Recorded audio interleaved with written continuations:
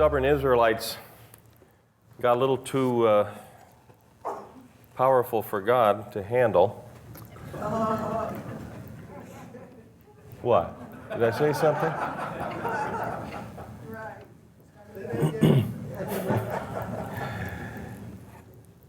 You know, it was a promise of God to bring Israel into the land of Canaan. And then they had a little problem because most of the people decided they didn't want to go in when they finally got there. So God threatened to disinherit them.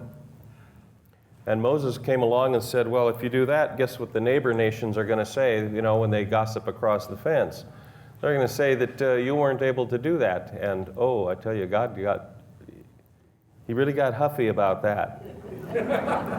I mean, he jumped out of his seat and he says, what do you mean I can't do that? Why, don't you know that all the earth is going to be filled with the knowledge of the glory of the Lord?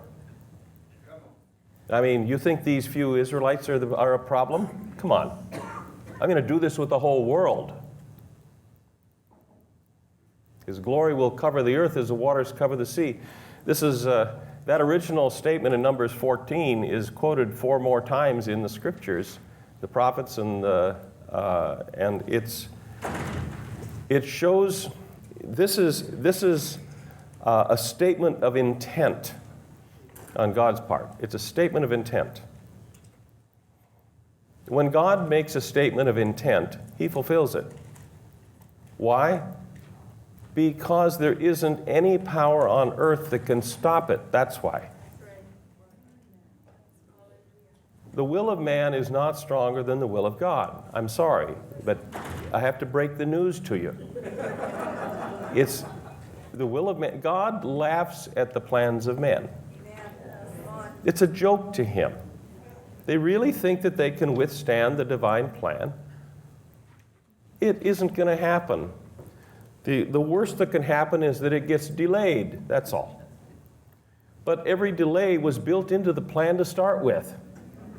And God raises up His own opposition just because if He didn't do that, He wouldn't have any.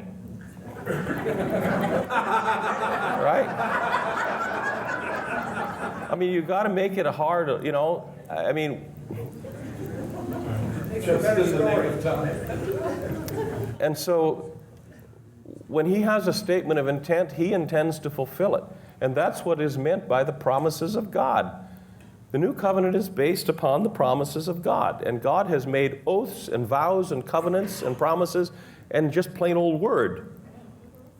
He's done it in 5 different ways, you know.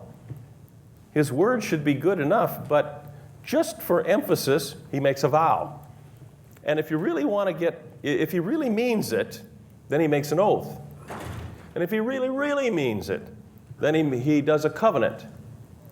Well, which one of those is harder to fulfill? Neither. I mean, it's all the same to Him. If God said it, He's going to do it. But the thing is, if God says He's going to do something, it's a promise, and it is based upon His own power and His own will and His own motivation. It's not based upon what man does.